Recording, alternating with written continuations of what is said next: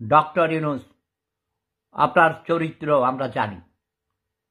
আপনি গরিব, আপনি দুলা মিয়া সওদাগরের পোলা। আপনার বাবা দুলা মিয়া সওদাগরকে আমি চিনতাম পাকিস্তান আমলে 1964 সাল থেকে।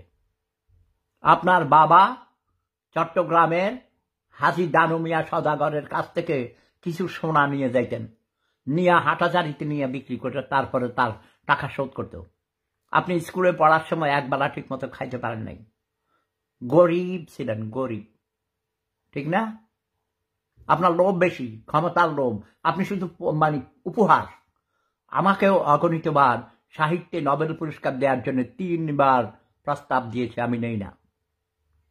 ফর ইউর ইনফরমেশন, শান্তিতে নোবেল পুরস্কার কমিটির সবচেয়ে senior most member Shefatullah Shefuda, world peace মিশনের চেয়ারম্যান, ইউ শুড নো ইট।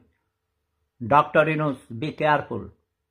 ছাত্ররা যখন জায়গায় আসে সচিবালয়ে দাবি দিয়েছে তারা নির্বাচন চায় না, তার আর পরীক্ষা দিবে না, ইন্টারমিডিয়েট পরীক্ষা দিবে না, অটো পাসের দাবি আপনি মেনে নিয়েছেন, কারণ তাদের কাছে আপনার চাকরি, তাই না?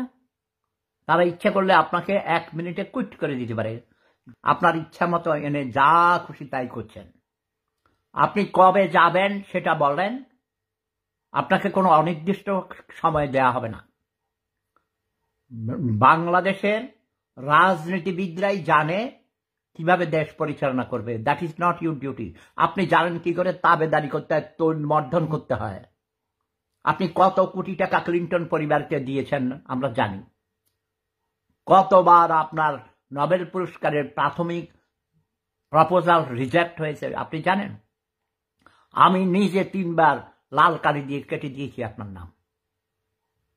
পরে আমার গুরু মরহুম সিরাজুল আলম খান দাদা 2001 সালে ভিয়েনাতে এসে আমাকে পার্সোনালি অনুরোধ করেছিল। তারপর আমার ইচ্ছার বিরুদ্ধেও আপনার মতো একটা ক্রিমিনালকে, অসৎ মানুষকে, লোভী, ক্ষমতালিপ্সু এই গরিবকে আমি সই করতে অনিচ্ছা সত্ত্বেও রাজি হয়েছি। শুধু আমার গুরু শ্রদ্ধেয় সিরাজুল আলম খান দাদা, যিনি বাংলাদেশ নামক এই দেশটির মূল স্থপতি, the main architect of Bangladesh liberation war in 1971 is Sirajul Alam Khan dada, যিনি 1962 সালে নিউক্লিয়াস তৈরি করে এই আন্দোলনকে, মুক্তিযুদ্ধের আন্দোলনকে ত্বরান্বিত করেছেন।